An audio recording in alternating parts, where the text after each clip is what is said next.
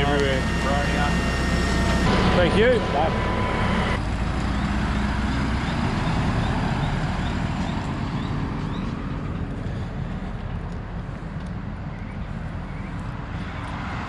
So we got Maddie's car here today. We got to do a bit of work on. I'll show you under the bonnet.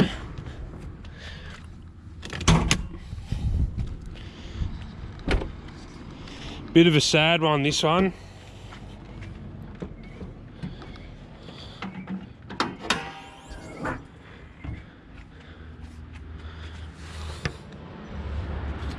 I might have to hop under it. But as you can see, if you can see, the balancer was spinning on the crank. So he's dropped it off for us to fix it. So what I'll do, I'll get it inside and the old man will start pulling it down and we'll rip the crank out and get it fixed up.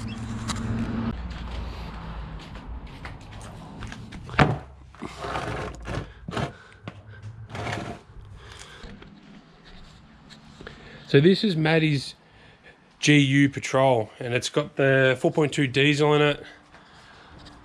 It's got all the bibs and bobs on it, the 12mm pump, the aftermarket turbo and whatnot, and it's recently rebuilt and all the extras and whatnot, as you do to one of these motors. And would have been a couple of weeks ago now that he messaged us boys and goes, oh, I need you to look at me car, my alternator's not charging, blah blah blah. And we're like, well, I thought sort of nothing of it, just sort of said to him, look, next time I see you, I'll bring the voltmeter and we'll chuck it on and just double check before you order a new one. And it would have been later that week, he messaged us again and goes, oh, I really need you to look at my car.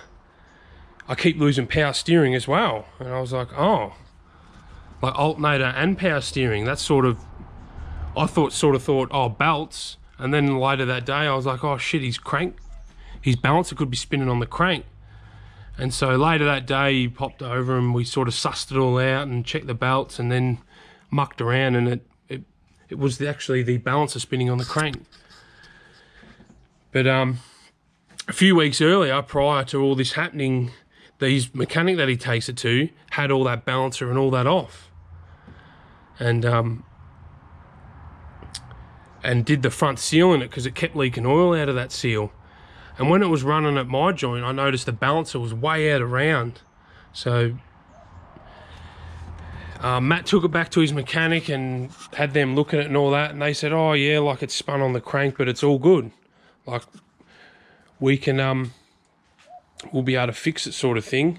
And his words, like, this is a qualified mechanic that has a shop, said we'll put some putty in it and fix it up. Like, he spent upwards of 10 grand, even more, on this motor, and this guy wanted to putty up his balancer. Like, this is Matt's daily as well. Like, if this stopped in the city or out in the middle of the country because of his dodgy ass bloody, what do you call it, concrete or putty stuff. And I'll show you the balancer because I nipped it up on the crank to drive it in here. Like, he reckoned this was all right. Like, you can, I don't know how good you'll be able to see that moving, but he reckoned that was good. And so Matt asked me to come down to the mechanic, and I looked at the crank and I straight away said, nah, that's buggered, mate, new crank, or we'll fix up the crank that's in it. And these mechanics, well, they were given every excuse under the sun to fix that, just leave that how it is. They weren't even going to put a new balancer on it. Like, they thought the balancer is all right. I'll show you the balancer in a minute, but it's buggered, it needs a new one. Matt doesn't know anything about engines and whatnot. Like, he sort of put all his trust in this mechanic, and he's just tried to dodge him on that. So, like, lucky he brought me down there, otherwise they would have just bloody put his magical putty in there and fixed it all up. So, because I'm back at work now, Dad's gonna pull the motor down and we'll rip the crank out, we'll get it off to the crankshaft rebuilders, and they'll go right through it. So here's the balancer out. It's going to be hard to tell on camera, but it is absolutely butchered. And like, I'm no professional mechanic, but I know that's stuffed. And this bloke reckoned that was all good. So, and now for the worst part, the crank, like the crank's quite badly chopped up.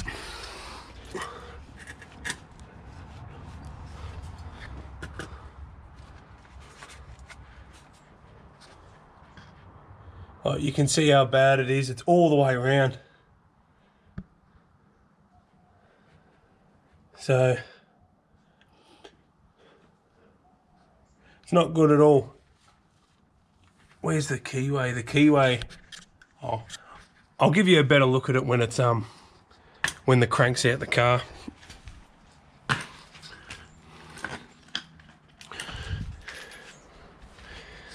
But there's absolutely no keyway left in there. Like one side of it is totally stuffed. So it would have been like that when he first put the seal on it, this mechanic, and he's just hidden it. He would have put shitloads of Loctite on it. That's why when he's put his puller on here, it's flexed all this in. Like he's had a good go at it. Because apparently he had to get a specialist in to pull this off. Which, to me, that sort of tells me straight away that someone's just poured Loctite in there, done up the front nuts as tight as they can get it, just to get Matt on his way. And that was $3 grand later that Matt had to spend on this. And now look, the crank's stuffed and it's engine out, pulled down and whatnot. So to find a good mechanic and not get ripped off these days is just getting harder to get, and it gives the good mechanics a bad name. But anyway, enough about that. We'll start getting this motor out and rip the crank out, and we'll get it sent off and get it all back together for him. So Dad's gone ahead and unbolted everything, ready to pull it out. So there's a better look at the crank, if you can see that. We've got the forklift there. We'll just pull the bonnet off and then we can hook a chain on it.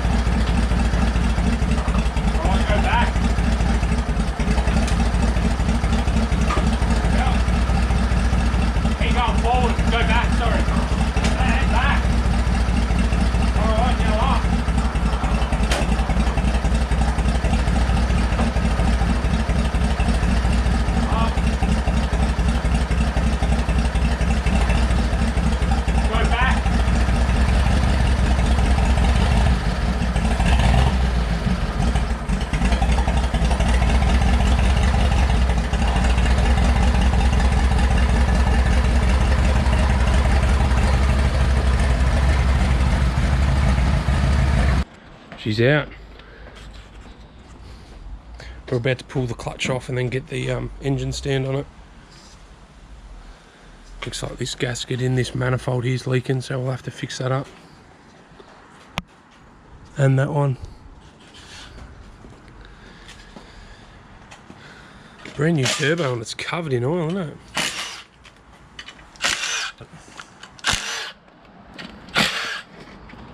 UFI? Who? UFI? So that's the big Chinese one. Ball bearing turbo though.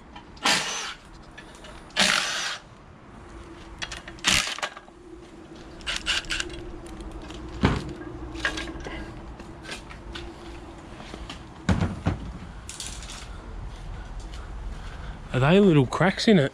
They are too.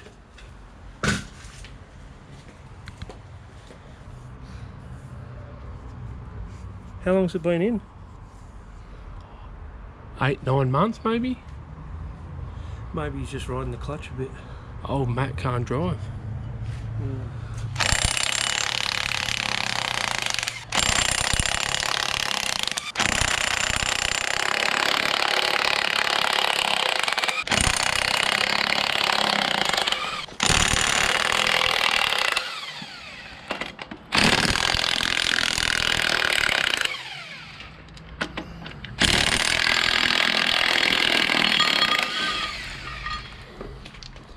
We're just getting ready to drain the oil.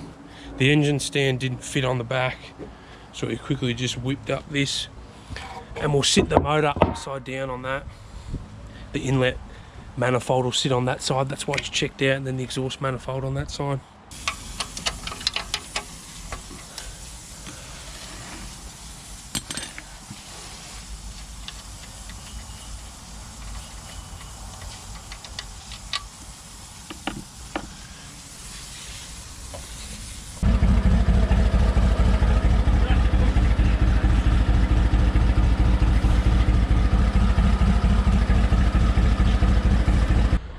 That cradle turned out alright. Yeah.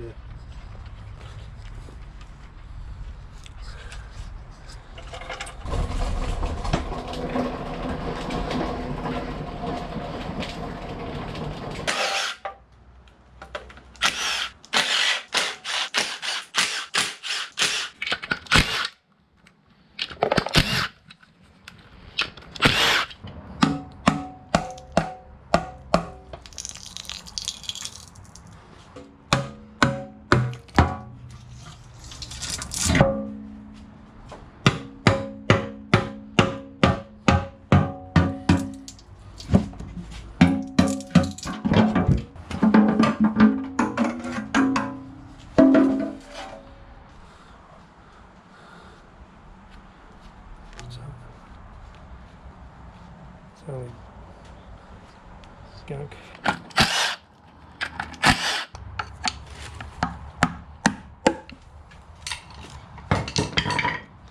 Everything's just been glued on.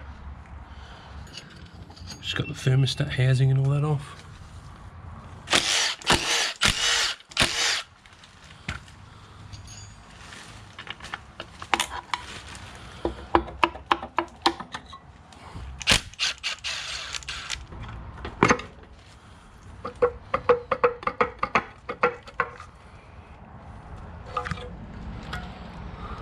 So we'll just set the timing marks now before we pull it off.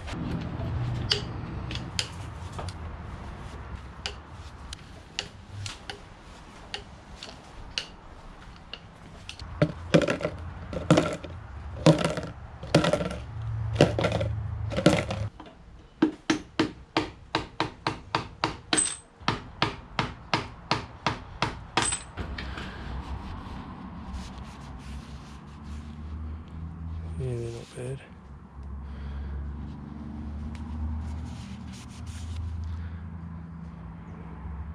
Give them a better... See all those score marks? Yeah, that's what I'm looking at. Dirt too. on assembly. Dirty oil.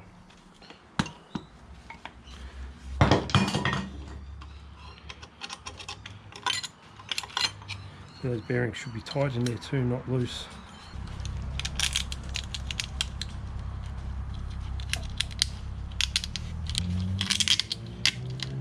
To prevent you scratching the crank.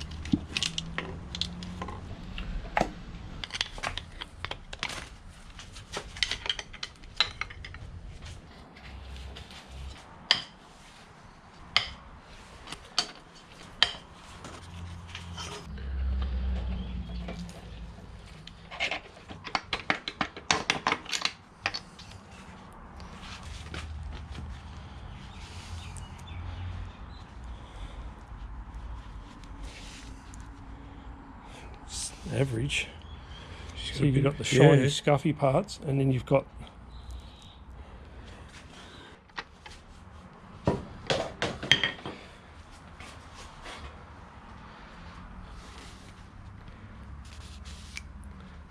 That's the same. Look at that. Is that pitting? that's where clearance is too close. You're in on the ground. May not stand up. So we got the crank all out. I'll give you a better look at the end of it now. You can see how that keyway's mushed over, and it's got a mini keyway there now, and then we got 2 more keyways on this side. Oh, 3 more. And that mechanic wanted to leave that.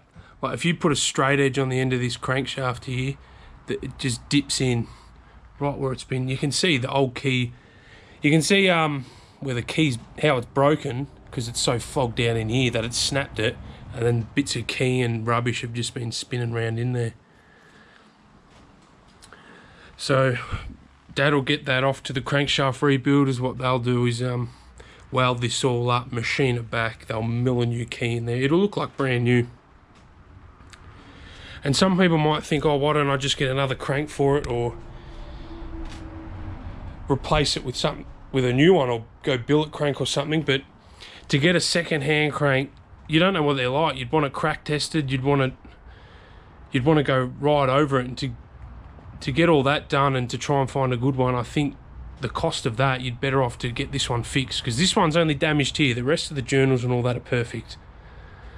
And yes, we could have gone just a silver top one and got, obviously the flywheels are different because the end of the crank's smaller on a silver top crank, and this nut and balance is different on a silver top, but we got to get a new balancer anyway. But you run into the same problem. You can pick them up for a couple $100, a silver top crankshaft, but you don't know what they're like, and you're not just going to put one in. You'd want to get it looked right over, crack tested and whatnot, and all that stuff seems to be so expensive these days. So I'd rather just get the crankshaft rebuilt. And Dad's rebuilt a shitload of motors in his time and had all these cranks welded up. Even had journals and camshafts welded up, but you just don't you don't hear of that anymore, because crankshafts are cheaper to buy new than they are to repair these days. So and a couple of main bearings had excessive wear on them, even though this apparently is rebuilt 80,000 ago or something like that. You can see where the clearances weren't right when they've nipped them up. I can't remember which bearing it is now, but anyway, we'll get it all new bearings. We'll clean everything up as you do, and get this all back together for him. And I'll show you a crankshaft over here. This is a bit bigger. This is out of I think a 12-litre diesel out of our loader. You can see all these little cracks. It's probably going to be hard to tell on camera, but there's all little cracks everywhere. And yes, they can fix them, but I think it's on the other side. The crack goes into the oil gallery, like that one, and they can't fix that because obviously the crack could go down the oil gallery right in there, and you can't fix that. So we ended up, this is out of our loader, if I didn't just say that. So we ended up just going Cummins, because, you know, Cummins are awesome.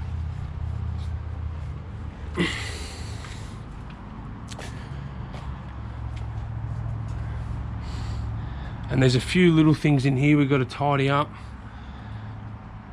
We just pulled the pump off so we didn't have to re-gas his aircon. We'll get a new balancer ordered, new bearings and all that, and give everything a good clean up. The exhaust manifold, one of the ports is leaking. That's what all this oil is down the side. The return line on the turbo, you can see, is all wet from leaking.